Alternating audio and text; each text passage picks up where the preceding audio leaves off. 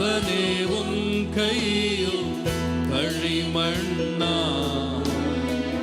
உடைத்து உருவாகும். என் சித்தமல்ல உம் சித்தம் நானா தருகிறேன் உன் கையிலே. என் சித்தமல்ல. இயேசு கிறிஸ்துவின் நாமத்தினாலே இந்த மதிய வேளையிலே உங்களை அன்போடு கூட வாழ்த்துகிறேன். உயவனே, இந்த நிகழ்வின் அடிப்படையிலே ஜெபத்தின் மேன்மையை குறித்து நாம் தியானித்துக் கொண்டே இருக்கிறோம். இன்றைக்கும் தானியேலின் புஸ்தகம் 6ஆம் அதிகாரம் 4ஆம் வசனத்தை நாம் வாசிக்கின்ற போது, தானியேல் உண்மை உள்ளவனாய் இருந்தான் என்று கர்த்தருடைய வேதத்திலே நாம் வாசிக்க முடியும்.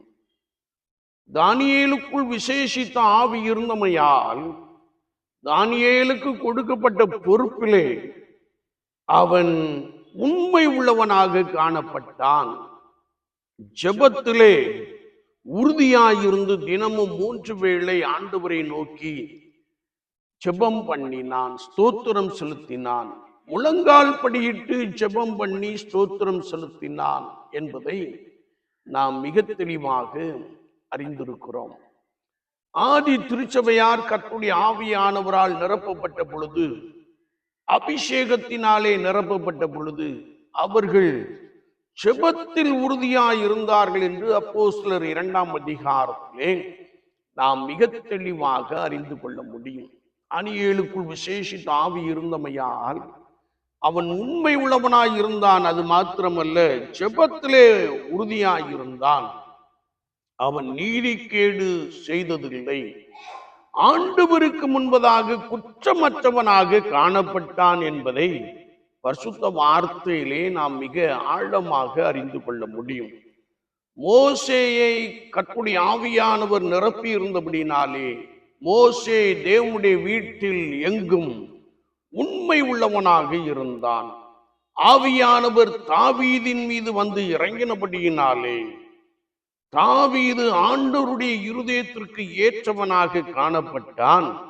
ஆண்டவருக்கு சித்தமானதை செய்தான் என்பதை பரிசுத்த வேதாமத்திலே மிக ஆழமாக நாம் அறிந்து கொள்ளுகிறோம். ஆண்டவராகிய இயேசு கிறிஸ்து ஞானஸ்நானம் பெற்று கரையேறின போது தேவ ஆவியானவர் பிராவை போல அவர் மீது வந்து இறங்கினார் என்று வசனம் மிக தெளிவாக கற்றுக் கொடுக்கிறது. எனவே அவர் பிதாவின் சித்தத்தையும் பிதாவின் திட்டத்தையும் நிறைவேற்றினார் என்பதை குறித்து நாம் பரிசுத்த வேதாமத்திலே மிக ஆழமாக அறிந்து கொள்ளுகிறோம். பவுல் பரிசுத்த ஆவியானவரால் நிரப்பப்பட்டு எல்லாரை காட்டிலும் அதிகமாய் பற்பல பாஷைகளை பேசினார். அவர் ஆவியினாலே 3ஆம் வானம் வரைக்கும் எடுத்துக் கொள்ளப்பட்டு தூதர்கள் பேசுகின்ற பாஷைகளையும் கேட்டார் என்பதை நாம் பரிசுத்த வேதாமத்தின் மூலமாக மிக தெளிவாக அறிந்து கொள்ளுகிறோம்.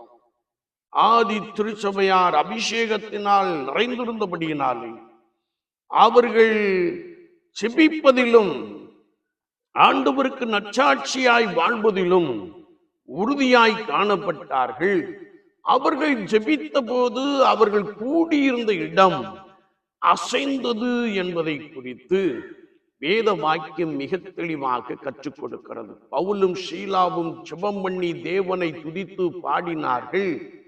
காவலில் வைக்கப்பட்டிருந்த அநேகர் அதை கேட்டுக் கொண்டிருந்தார்கள். சடுதியில் அஸ்திபாரம் அசைந்து எல்லா கதவுகளும் திறமுண்டு, எல்லாருடைய கட்டுகளும் கடந்து போயிற்று என்பதை நாம் மிக தெளிவாக அறிந்திருக்கிறோம். என்னை கேட்டுக்கொண்டிருக்கிற என் அன்பு சகோதரனே, சகோதரியே, விசுவாச வாழ்க்கையிலே கர்த்தருடைய ஆவியானவர் நம்மை நிரப்பி இருப்பாரே என்றால் நாம் ஆண்டவருக்கு முன்பதாக உண்மை உள்ளவர்களாக காணப்படுவோம். கர்த்தருக்கு முன்பதாக ஜெபத்திலே உறுதியாய் காணப்படுவோம். முழங்கால் படியிட்டு ஜெபம் பண்ணி தேவனை துதித்து ஸ்தோத்தரித்து ஜெபிப்பதிலே நாம் உறுதியாய் காணப்படுவோம். அது மாத்திரமல்ல, நாம் கூடி ஆராதிக்கின்ற இடத்திலே ஆண்டவர் ஆத்துமாக்களை அசைக்கிறவராக, ரட்சிக்கிறவராக, விடுவிக்கிறவராக காணப்படுகிறார் என்பதை குறித்து வேத வாக்கியங்கள் மிக ஆழமாக கற்றுக் கொடுக்கிறது. அது மாத்திரமல்ல, பரிசுத்த ஆவியானவர் நம்மை நிரப்பி இருக்கின்ற பொழுது நான் ஆண்டவருடைய இருதயத்திற்கு ஏற்ற ஒரு மகனாய், மகளாய் மாறிவிடுவோம். கர்த்தருக்கு ஏற்றவைகளை நாம் சிந்திப்போம், செயல்படுவோம். அவருடைய சுத்தத்தை நிறைவேற்றுவதிலே தீவிரமாய் காணப்படுவோம் என்பதை குறித்து பரிசுத்த வாக்கியங்கள் மிக ஆழமாக கற்றுக் கொடுக்கிறது.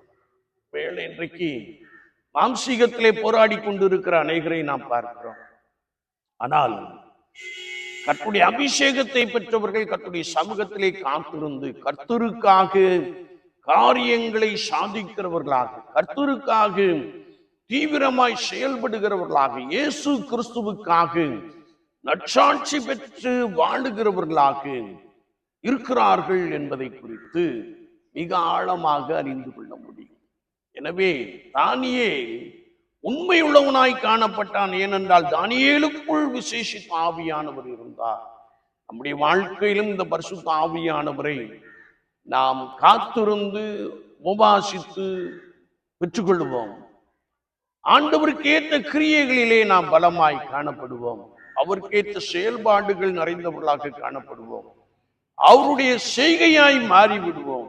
அதற்கு அடிப்படை என்னவென்றால், அவரோடு கூட காத்திருக்கின்ற பொழுது ஆண்டவர் நம்மை உருவாக்குகிறார், நம்மை பயன்படுத்துகிறார், நம்மை கொண்டு பெரிய காரியங்களை செய்கிறார். ஆமீன், ஆமீன்.